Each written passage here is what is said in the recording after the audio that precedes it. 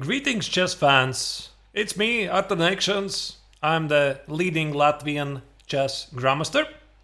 I have prepared for you yet another game analysis, which is part of my video series Inside the Mind of a Chess Grandmaster. This is a game that I played last weekend in Swedish highest league, which is called Elitserien. I'm playing for many times Swedish champions Stockholm Rockaden. That's the team I've been playing for many years, and together with this amazing team I have won already 3 gold medals, and we are on a very good pace to get another this season. So this game I was playing with the white color. We're playing against another team from Stockholm called Stockholm's SS. So it's usually a very fierce rivalry between the two teams, because naturally both of them, they want to prove they're the best team in Stockholm.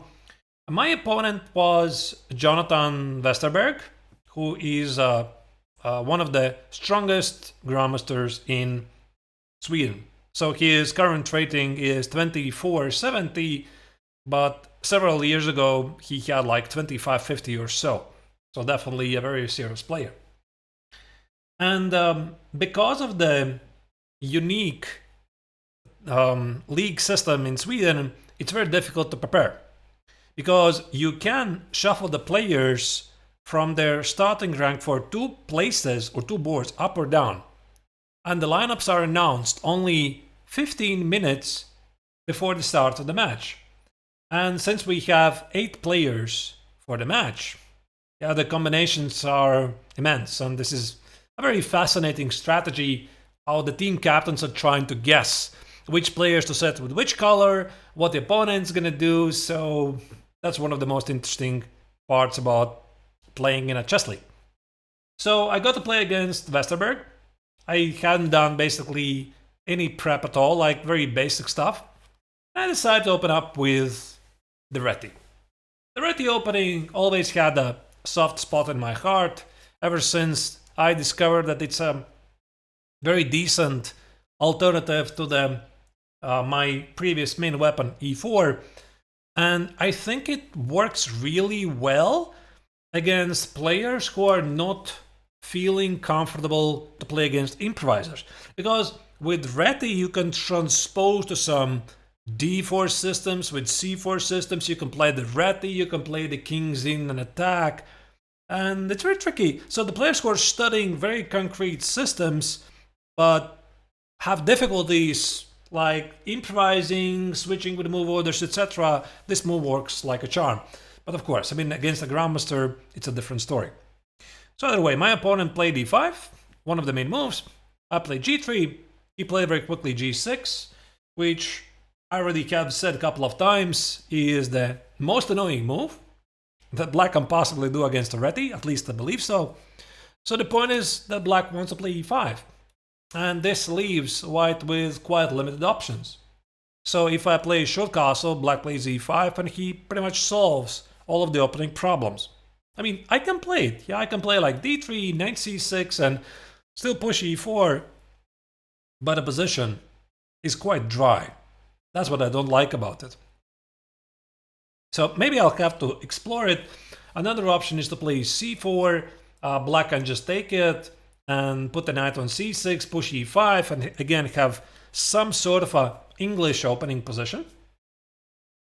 But since recently I've been playing quite a bit of symmetrical Grunfeld, I did not mind it. I played e4, knight f6, castles, I play c4, and I had no idea what Westerberg is going to do. I mean, there's a couple of choices. So black can play c6, the symmetrical setup. Black can play d takes on c4, give up the pawn on like this, and then play the position like a Grunfeld. Black can also play knight c6 and bishop e6 and focus on development. There's so many systems. And now came a big surprise. He played e6. So the surprise was not me, but the move. He played a6, and I have to confess you, that's a move I had never seen before. I mean, I tried to recall, was there this position when I play knight c3, he plays d-takes on c4, I play knight e5, I hit the pawn on c4, he plays queen d6, I play knight c4 and he plays queen a6. So I try to remember, is this the position? When black plays like this, like he once played like rook d8, hit the knight on c4, play c5, and the queen on a6 is probably pretty well positioned because the bishop for white stands on g2, not on the f1, a6 diagonal. But I figured, you know, in the worst case, I'm gonna just play queen b3. You know, after queen b3, rook d8, I can play rook d1, so I'm gonna figure it out. Like, he plays knight c6, and I can at least play e3. I have the center, his queen on a6 is weird. Actually, now maybe even a bishop f1 could be a thing. So I thought, okay, whatever. Yeah, I mean, you do it. Maybe you want to play d-takes on c4 to play this queen d6. Again, I don't remember from which line I've seen this. And now he played b6. And I'm thinking, wait. This is like the Queen's Indian defense, right? So let me show you what I'm talking about. So I know a line in the Queen's Indian defense that, let's say, again, with a different move order, c4, e6, knight f3, or maybe the Catalan. Yeah, let's probably it's a Catalan, but it also can be from Queen's Indian. Let's say, okay, since I mentioned Queen's Indian, let's do it.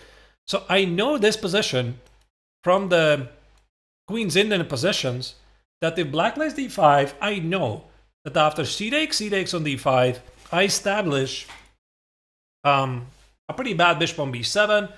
That's a target. So I play moves like bishop f4, rook c1, and at some point when black plays c5, I reserve the option to take on c5 and play against these pawns as hanging pawns. Yeah, I could play like knight h4, knight f5, I could play knight e5, I could play like queen b3, rook d1, rook c1. And I kind of know this, you know, not very deeply, but I know the typical ideas. And when I'm looking at what's happening over the board, I'm thinking it's the same, right? I mean, okay, he has like spent one tempi more on bishop g7. And I'm thinking, yeah, I mean, I don't think this extra tempi is really a good investment for black. Let me just repeat what I know. So I decided to play c-takes on d5. Yeah, by the way, one nuance. A nuance here is that if the pawn stands on c6, I do not want to take on d5 because all the black's pawns, they protect each other and he can get out his bishop to f5. But as soon as he plays b6, I thought I can play c-takes on d5 because I know this position with the bishop on e7. And after e-takes on d5, now bishop f5 makes no sense because he always has problems to protect his squares on the queen side. So basically he is forced at some point to push c5. So we basically get back to the hanging pawn structure. So I play bishop f4, I play rook c1, he played knight a6, and yeah, actually here I was thinking also about knight b5, he plays knight e8, and I didn't see the follow-up. Yeah, he just plays next move a6 or even c6, then plays c5, and I could not easily beat the opponent like that. So I played rook c1, he played knight a6, a typical Queen's Indian move. I knew that this move exists. I play queen a4 to relieve the e1 square for the rook. And I'm thinking about organizing something at the queen side. He plays c5. I play rook d1. He played queen e7. So until this moment, I was very happy. So I positioned all my pieces on good squares. But now I realized I don't know what to do. So I was thinking how to make progress. So clearly I want to target these pawns. But when is the right moment? Because if I take on c5, he takes with the b pawn, he wants to play d4. And I have no time for this knight move. Because let's say like knight e1, knight e3 is a typical maneuver in these positions. You see his bishop on b7 is protected by the queen. So I can't do it. If it's not protected, then the knight e1, knight e3 is very often a very good idea. So I'm thinking, what else is there? I'm thinking, oh yeah, bishop e5 looks very interesting because I want to play like e3. Maybe if I'm threatening to take on f6 and take on c5, let's say he would play like whatever, rook e8, and I'm thinking maybe it makes sense for me to take it. If he takes with a pawn, I'm taking here, and even though he might win back the pawn, I will have the better pawn structure, I have a very good light square bishop and blah blah blah. And I was thinking, if he takes with a knight on c5, I have an isolated pawn on d5, I have an outpost on d4, I'm doing great. But after bishop e5, I realized if I was black, I would definitely play bishop h6, hitting the rook on c1. I play e3 and knight g4. And I just couldn't understand this position because I thought I cannot take on c5. Like, yeah, I was thinking about this. Knight e5 and knight e5 and queen e5, and I was even looking at some c6. And he plays knight c5, and I was thinking what I'm doing here. Yeah, like maybe this still deserves some attention, like queen h4, counter, move, intermezzo move, bishop g5, etc., whatever. I just don't play chess like this. And I was unable to calculate all of this, and I felt that this is just gambling. I mean, in the blitz game, sure, I will play this, but not in a classical game. So after knight g4, I thought I go back, but now he can play g5. He's trapping my bishop. I go here, he goes here. Yeah, I just didn't calculate it any further. Actually, Engine says you should have, because now you have bishop d6. Out of nowhere. So the point is, after queen d6, I take on c5, I'm hitting the knight on g4, which he cannot give up, otherwise his position is totally messed up. So he plays here, and now I play c6. If he takes on c6 with the bishop, he loses the knight. And if he plays knight c5, actually I have to confess I didn't even check it. I didn't even check this. Probably there's some weird freak mode like knight e4 or something. I wouldn't be surprised. Wait, maybe actually it's just some quiet move. Like here, queen b4, I just realized. And after bishop c6, I hit a queen. I take on c6, collect on d5, and claim the game. You know, it's very unusual idea, and I just dropped it. But one thing I have seen through many years is that even grandmasters, we tend to miss unusual ideas because we are trained to spot usual ideas. We see something that doesn't make any sense, we don't really want to continue. Yeah, bishop b5 was pretty good anyway. So I played another move, bishop g5, which I thought it's pretty logical because I thought maybe he wants to play h6. Now I want to play knight e5. So he couldn't take with the knight, he takes with the bishop, I take on f6, and probably take with the bishop, I take it here, and I thought at least I have something. So if he takes on d4, maybe this is good. Again, I was not completely convinced, like perhaps he has a compensation, queen e4, knight goes here, bishop takes, and I play rook c7. So I thought I'm definitely not worse, probably in pushing, because I have the better pieces. But then I thought at least I can play knight e1. Trade off the bishop, like knight g2, put the knight on d3, and somehow I'm better. But again, probably it's very concrete, like he can play d3 and whatever. So I was looking at all of this and I thought I'm going to figure it out, at least it's clarifying the position a bit. But he played knight c7. And now my original idea to play d-takes on c5, b-takes on c5, and queen h4, it doesn't give anything. Because he just plays d4, and I did not see my follow-up. Like d4, knight a4, knight e6. And actually I might lose my precious dark square bishop. I don't know where to place it, like bishop h6, like trade, and I don't know, maybe bishop c6. Black feels very safe. That's how it felt to me. Like I was not sure if I can even do this. So I decided to play e3. Again with the idea, if he goes here, What was it I was thinking? Yeah, I was thinking I'm gonna take it. Yeah, let's say he takes on g5, knight g5, b takes on c5, knight e5, knight e5, bishop d5. So he doesn't have the time to take my knight on g5 because his own bishop is hanging. And I thought that these positions, I'm always better. Yeah, even if I'm not winning the pawn on c5, which I am, then I have 2 pawn islands against 3 and a good knight that potentially could go to c4. So that's what I thought. But he played something else. He played rook d8, walking into an even stronger pin. And the point is, I cannot exploit it. So I was thinking very hard how to exploit it. So I took on c5. I was thinking about queen goes here, he goes knight e6, I go here. But then what? I mean, he's very, very secure in the center. These pawns are well protected, and maybe even d4 already is a move. Maybe it is. So I decided not to do it. And instead I pursued a classical idea to play knight e1 and apply pressure against this pawn.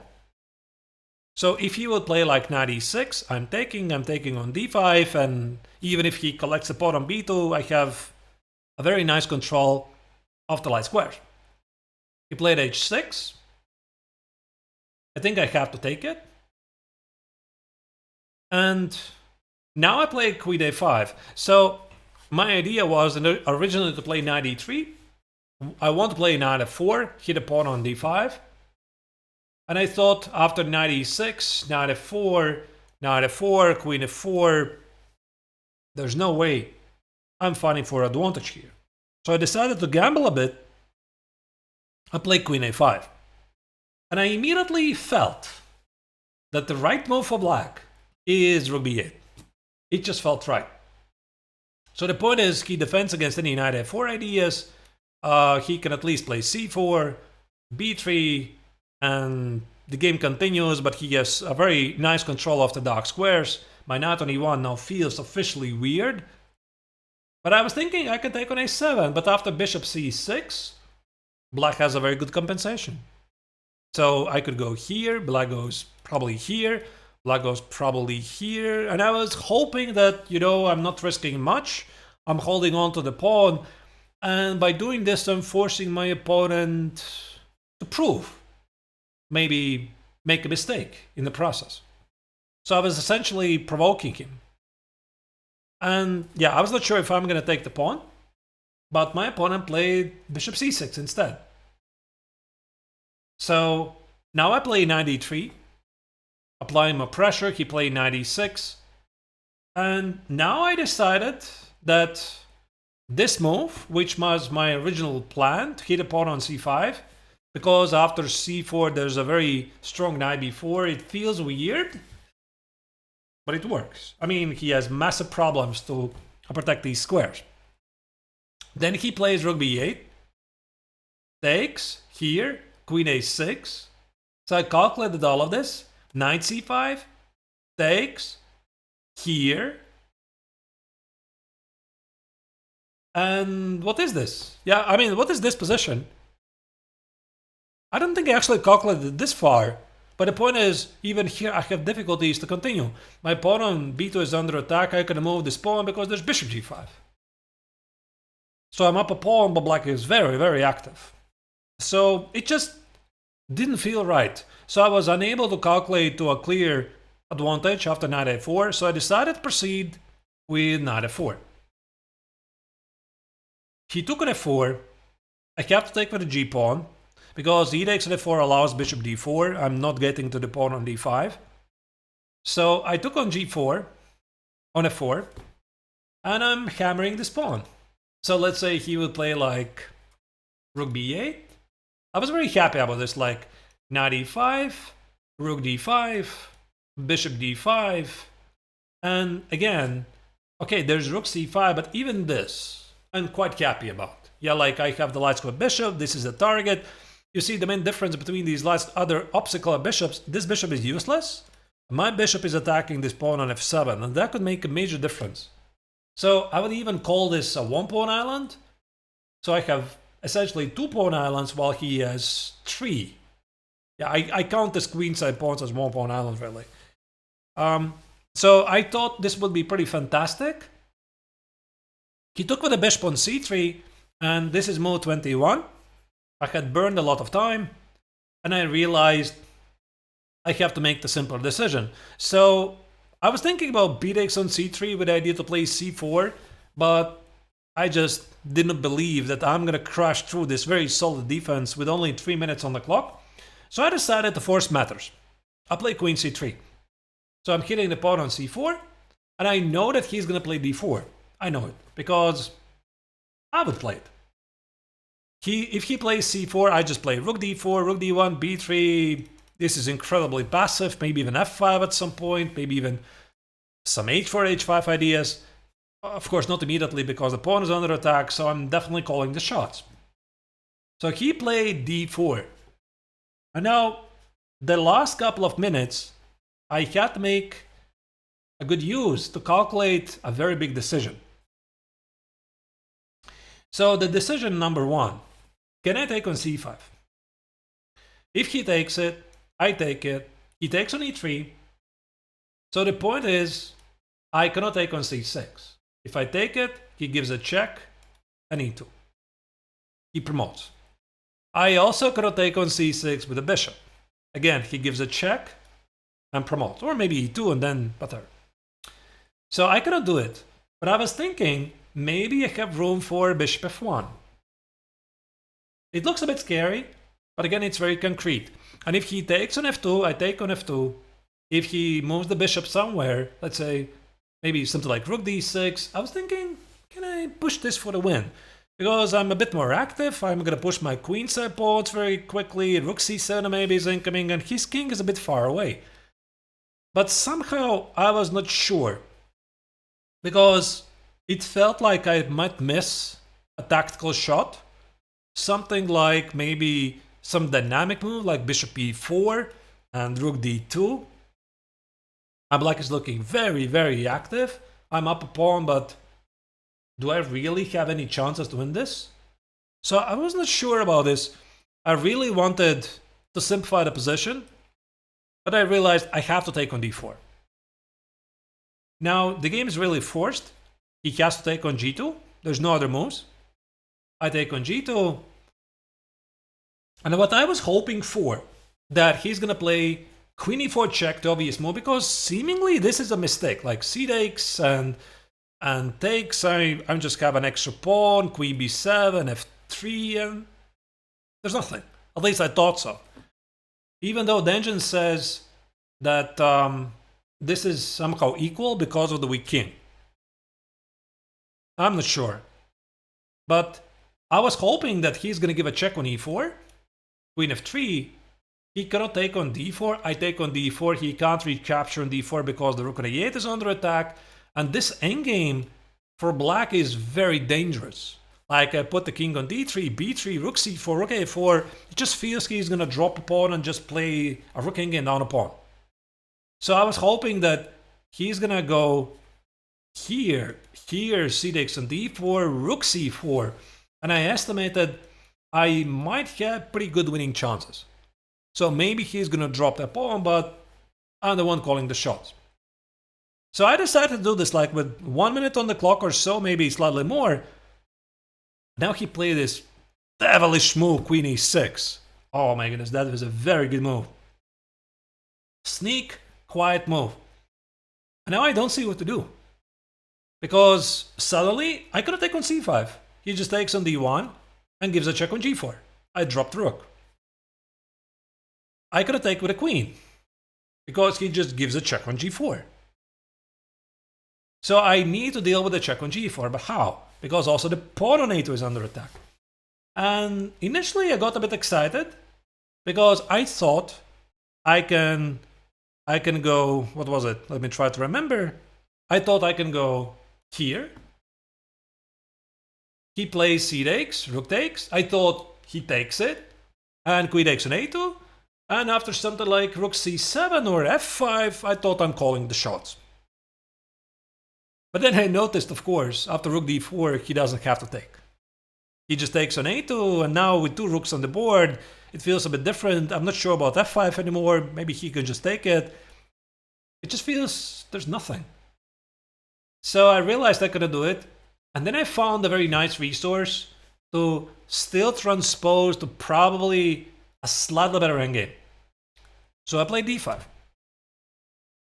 The point is he has to take it, I take it, and I pin the queen with the rook, you see? So I'm transposing to a better rook endgame, at least I thought so. And he has to play rook d8, I trade it. But the point is, I have no time to stop the rook on the second rank. Like if I play something like rook c2, he activates the king, and in the worst case, he can always go here, collect the pawn on h2, or just march with the king to b6. I'm never gonna win this. So I decided I have to give it a try, activate the king, hoping for king e3, rook c3, rook a3, rook a6. Let's say here, here, here. This is my dream. I wanted to get this. So let's say he makes some whatever random move. I go here. I go, let's say here. I play b3, maybe rook c6. And these are very weak pawns. Maybe f5 at the right moment to generate extra targets on the queen side. The weakness rule, etc. But of course he did pick up. He did pick up the best move. He's a grandmaster after all. He played rook d2. He played rook b2. And I get a feeling it's probably a draw, even if he gives up the pawn on a7. Like, I don't know, maybe even this is a draw. But why does he need it? He can always go there. So he just played rook b7. And I tried to generate some extra targets at the king side. Like putting the rook on a6. Like playing h4. And even though he's a bit passive and I am fixing two weaknesses on g6 and h7, I cannot advance the king. That's the problem. So my final hope was, if he is continuing to be very passive, maybe I can get him to somehow this position. And then with some smart checks or something, maybe somehow I can trick him. Yeah, even here there's rook g7. Yeah, so I was hoping that with the pawn on f3 I might have some chances, but yeah, he just shut the game immediately with h5. I tried to make some progress, there was nothing to be done, and yeah, I'm kind of active, but I cannot activate the rook, I'm dropping the pawn here. So I just shuffle the pieces here and there, tried to make some progress, but had to agree to a draw. So I was a bit disappointed after the game, because that's the feeling I usually get when I'm pressing for the entire game, meaning my opponent is never even close to have any chances to fight for something, and I'm pressing and I'm unable to press. And that's when I developed this feeling I could have done better. And actually I could have. You know, when I went home, when I revisited the game, apparently I made a very big mistake very early. Now you're following the game, you're wondering, where? Check this out. So, from the very beginning, when I play out this position, remember when I told you this looks like the Queen's Indian defense or the Catalan position with a bishop on e7 and the pawn standing on g7, and here black has wasted the tempi.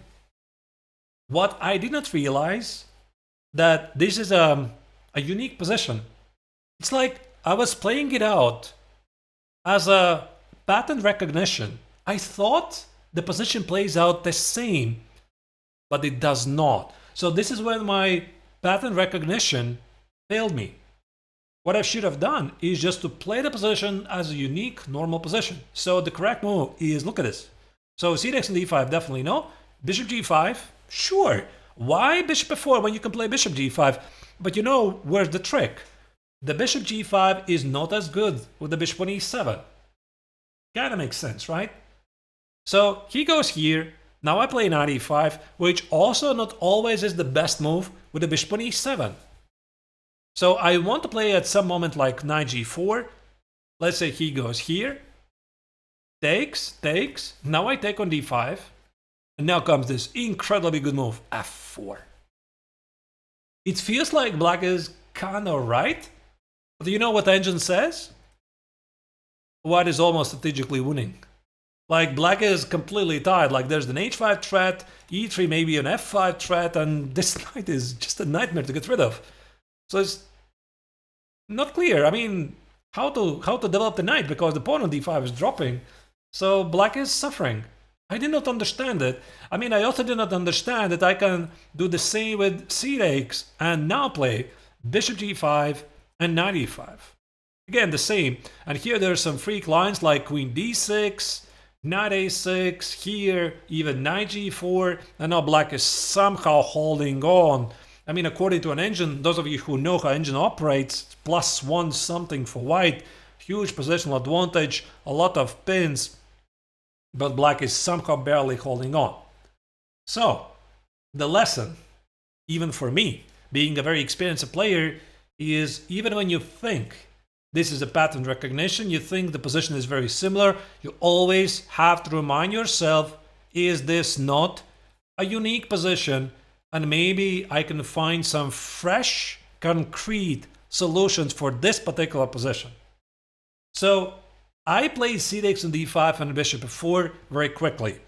Had I spent like extra 5-10 minutes in this position and tried to understand what's the difference, what are the nuances, with a bishop on g7 and bishop on e7, would have been a different story.